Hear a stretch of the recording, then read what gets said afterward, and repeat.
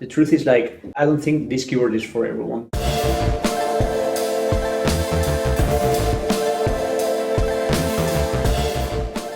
I'm Luis Sevilla, also known as Deilor. I'm the CEO of Dygma. Today, I'm going to talk about my transition from a standard keyboard to Dygma Raise.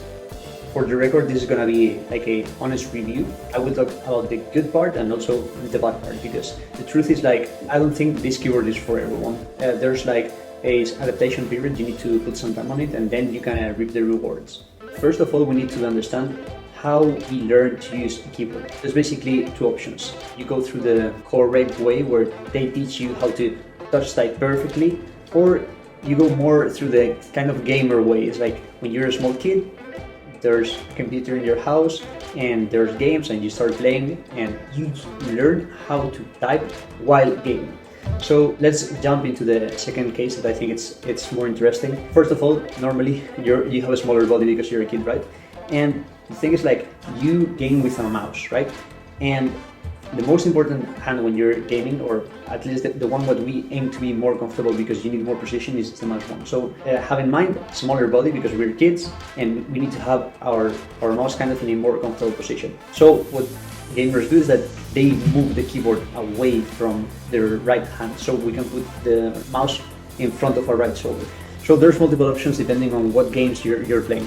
There's some players that kind of did it like this. This is quite normal in FPS, like CSGO or similar things, because you're using the WASD keys, and this kind of comfortable.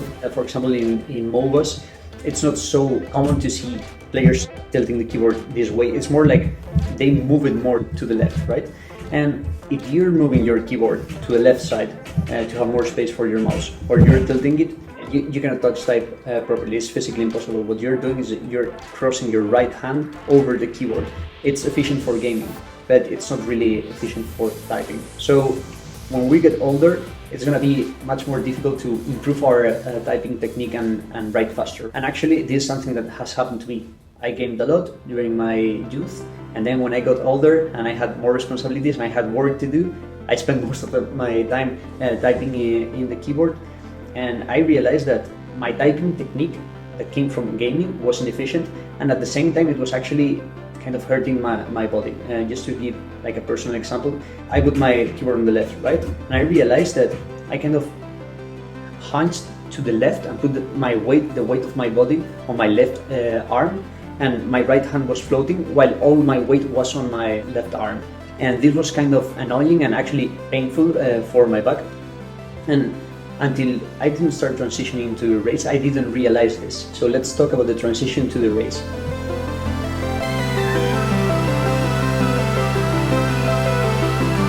If you don't have a proper touch typing technique, when you split the keyboard, it's going to be very difficult to adapt properly. And most gamers, they don't use their index in the F and the J to position and type properly. Actually, they use their pinkies to know where the rest of the keyboard is, and then kind of type with their technique, right? So if I was using only 3 fingers and only 1 finger or 2 fingers in this side, how you would normally do it is you have it on the left, and then you will use the edge of the keyboard as a point of reference to know where to place your right hand, okay? But when you split it, you've lost that. You don't really know where the right side is. So you need to understand that you need your index to be the reference point in your keyboard. That, as I said, gamers don't really learn that way.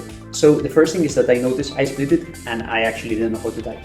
It was not possible for me. So the first step was to actually start learning how to type. And I didn't want to make like a hard transition. I didn't want to spend hours and hours and hours every day trying to learn how to do this. I'm gonna practice 5 minutes a day. We'll do just touch typing exercises, like normal touch typing exercises that you can do online on any website. For a month and a half, something like this, I did this, and 5 minutes a day, I was able to touch type. With my gaming touch typing technique, I would write at 55 words per minute. Right now I'm touch typing at the high end is 75 and kind of the average is 65, and I haven't even tried to type fast. This is kind of a consequence of learning how to touch type and setting up the layout to be ideal for me. Okay, another thing interesting about my transition is that the transition was not only about touch typing properly. It was also about creating my own layout. And I've done things that I think that are helping me type faster and feel more comfortable. So, for example, my enter is not on the right, it's on the left. What's the logic behind it? That many times my right hand is on my mouse and I don't want to have to raise my hand from the mouse to hit enter. So actually, caps lock is a key that I don't use frequently, so I've removed caps lock from there and now I have enter here. And actually, I don't have shift here. And the reason behind is that if I want to touch type properly, I want to have my pinky on my A, that's more comfortable. So I've moved the shift to this key, that normally you will have the space bar there. So this is my shift key and this is my control key. And this means that when I'm going to use a modifier, I just need to do this. This is so much more comfortable. And I have my space here, and I have my backspace here, and I have my delete here. So for me, I don't have to raise my hand to hit these keys or stretch. It's so much more comfortable because now my fingers are basically doing this and I don't have to move sideways. Something very interesting about the transition. So Matt, our electronic engineer, when we gave him the keyboard, he got the keyboard, place it like shoulder width and start typing like a madman, like super fast. And this is because he touch types perfectly. So he placed the mouse in the middle and started typing super fast. In my case, I actually started kind of very close, but opening it, trying to make it be aligned with my arms, right? So I don't have to move inwards my wrists. And this was kind of comfortable. But I realized that the more used I was getting to the keyboard, the more I was splitting it. And actually now there's a point that I'm splitting it like our electronic engineer, like shoulder width. So I'm gonna give you an example. Okay, so actually this is how I'm typing normally. Some of the advantages of this is that I've been playing around to the point that I've realized that for me it's even more comfortable to tilt my right side to the kind of exterior while the left is aligned. And there's no particular logic in this. This just proves that my body is just different than Matt's, and probably your body is different too, and the way that you're going to be placing your keyboard is going to be more comfortable for you, and you will find it out because with Raise you actually have the option to do this. And in different phases I was more comfortable with different angles, and different persons are going to be more comfortable with different angles. And for me this is ideal. Using the mouse in the middle, it's actually really comfortable. If I was playing CSGO, obviously I would not have this setup. This side wouldn't be here and I would be moving the mouse all around, right? But for typing or light use of mouse, nothing really extreme, or I don't need super fast and precise movement, this is ideal for me. And something that I've discovered once I kind of transitioned to this position is that when I work with a laptop, I have a massive pain in the center of my back really quick. And that's because a laptop forces me to kind of get my hands really close together and kind of hunch in the laptop.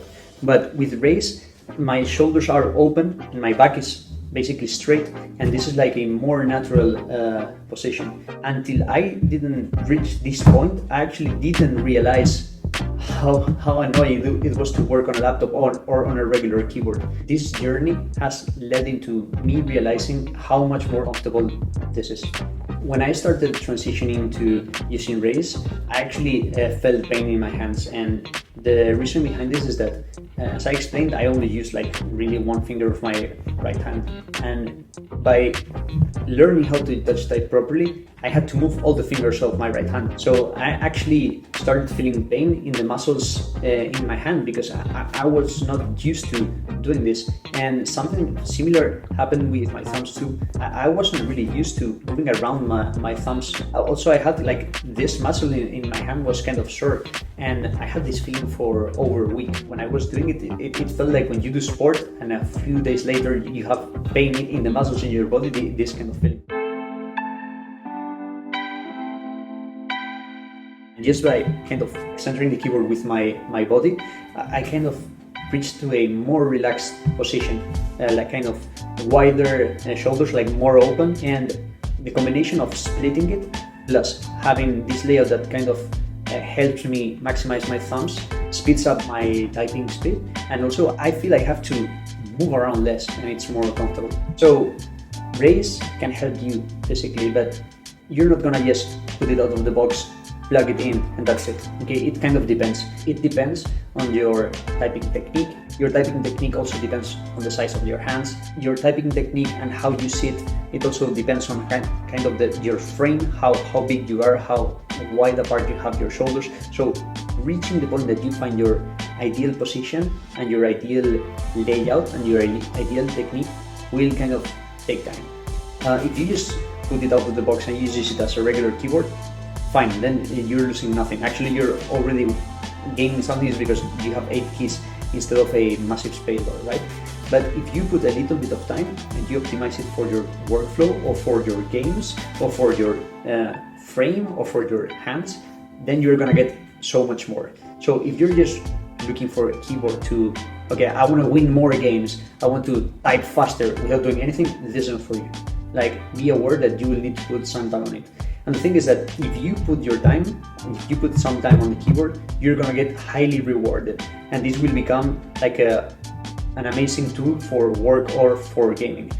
And something that has happened to me, that when I'm not working or typing with Raise or gaming with Raise, I'm like, fuck, this is shit, this keyboard is shit, I want to work with Raise because I feel it in my back directly. In my particular case, what suffers the most in the computer is my back. And I'm at the point that I don't want to go back, I don't want to use a regular keyboard. If I don't have my shift and my control in my left thumb or enter in my left side, when I'm typing, I'm missing it, right?